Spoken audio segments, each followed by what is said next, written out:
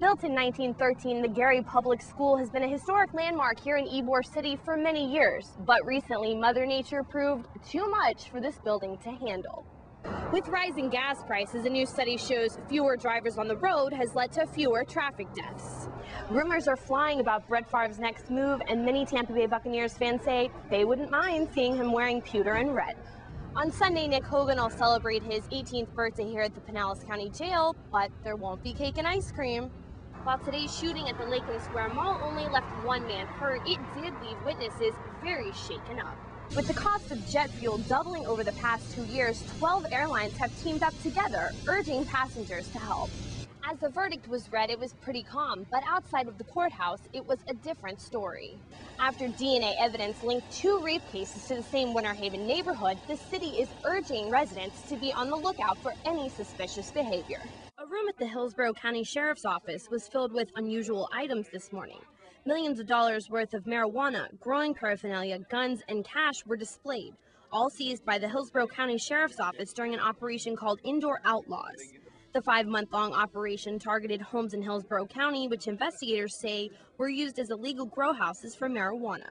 Hillsborough County Sheriff David G. wants the community to be aware of what's happening. This is organized crime, and they're in it for the money. It's easy money, and they're doing this in neighborhoods right here in suburbia, and they're hiding in plain sight.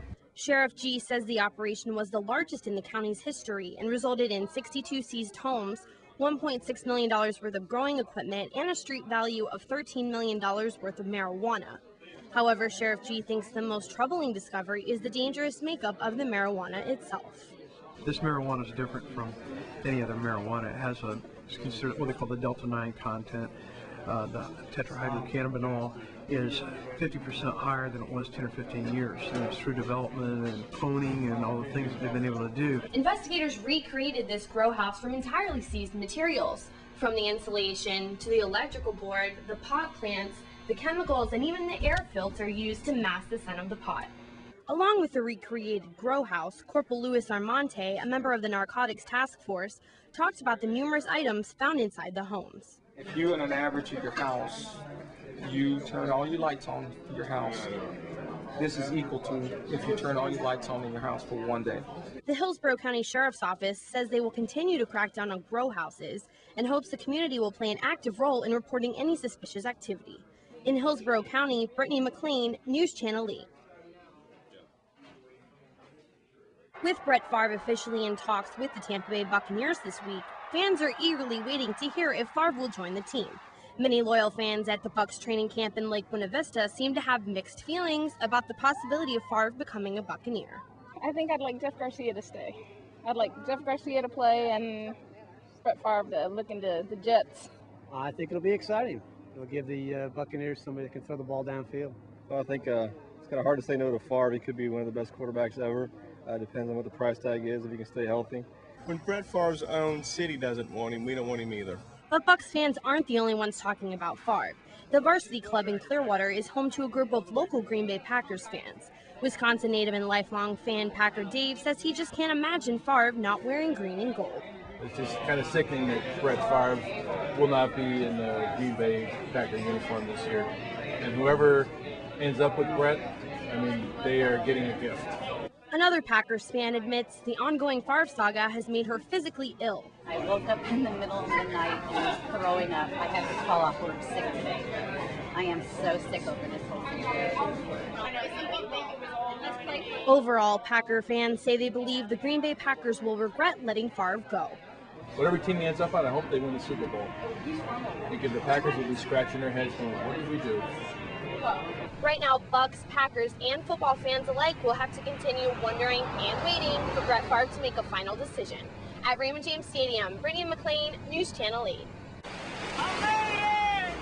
After heavy afternoon rain poured down on Tampa, this was the end result.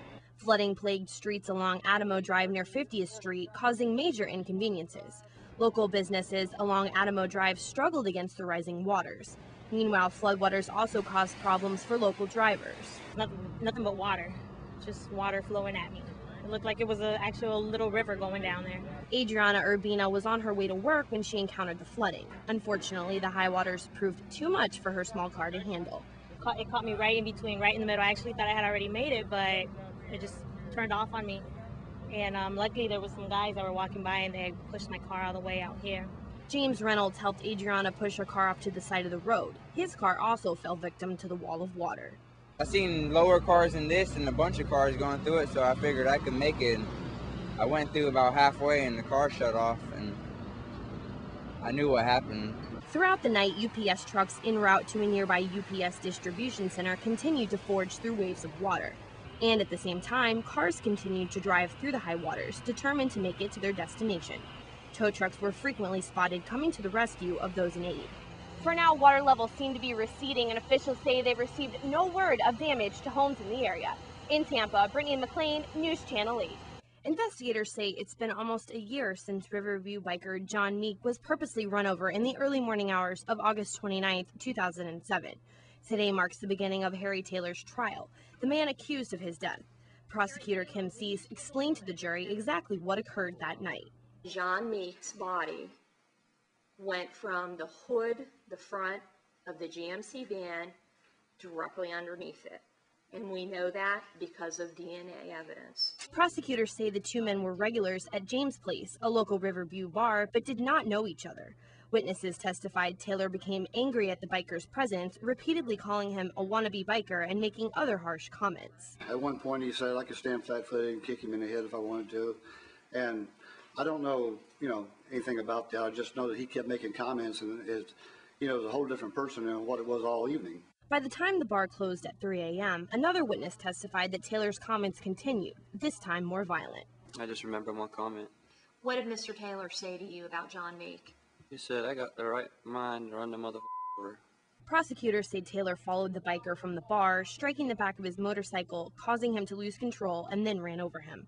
Taylor faces charges of second-degree murder, vehicular homicide, and leaving the scene of an accident with death. If convicted, he could face up to life in prison. But Taylor isn't new to prison. Investigators say he was convicted of second-degree murder in the past and served only 12 years on a 40-year sentence.